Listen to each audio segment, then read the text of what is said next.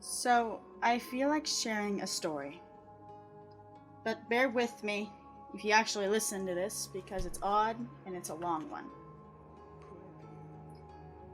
So, I work in a fast food restaurant. We work until 11 p.m., so it was pitch black by the time we clocked out. That day, I had gotten into a big spat with my manager, so we weren't on talking terms by then. When I called my dad to pick me up, no answer. Tried again? No answer. He was probably asleep and couldn't hear the phone, and I was right. But that's not the bad part.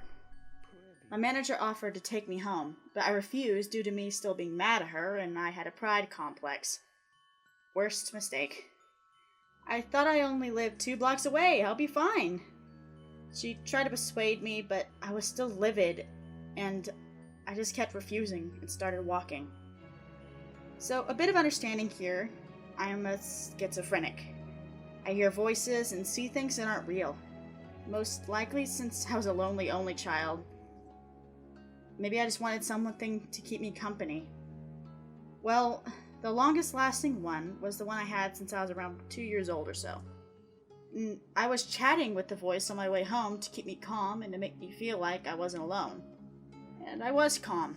I was confident I'd be okay. Well, I crossed a 4-way intersection just before a bridge. I looked to the right while I crossed it and saw a large semi just parked in the narrow road, practically blocking it. His headlights were on, but he was just sitting there, and my gut dropped for some reason. I grew tense, and the voice I was chatting with went silent. I suddenly felt watched, but not by the truck.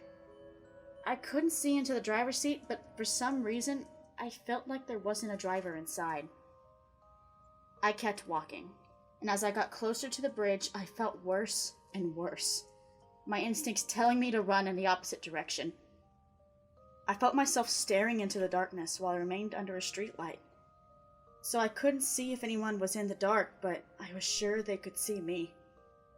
Then that voice I was chatting with came back, and all he said was, Run. Didn't have to tell me twice. Now, I'm not healthy. I clearly don't exercise. I usually can only run short distances, but that night, I booked it as fast as I could towards the nearby gas station about a block away.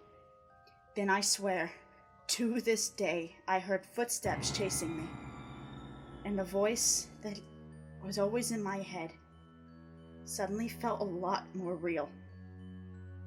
Run faster, like your life depends on it, He said. So I did.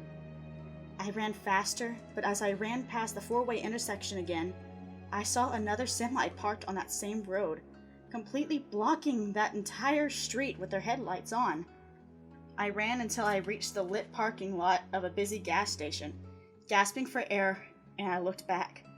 I didn't see anyone, but my gut told me I wasn't safe yet. So I weaved through the trucks at a diesel half at the gas station, checking every corner before turning until I was inside. I was not walking home after that. I borrowed their phone and called my dad. This time he answers, and he picks me up there. I didn't tell him about what happened. I may be a schizo, but I've learned what's real and what's not. I humor the voices and visions, but I know they're fake. After having it most of your life, you learn to tell the difference. And I know if I didn't run when I did, I wouldn't be able to tell this story now. I truly believe that that truck didn't have a driver in it. And it was the driver that was waiting in that darkness. The other truck could have been someone checking to see if they're okay, since it was parked on a narrow road, or a partner in whatever they were doing. Needless to say, I never walked home at night again.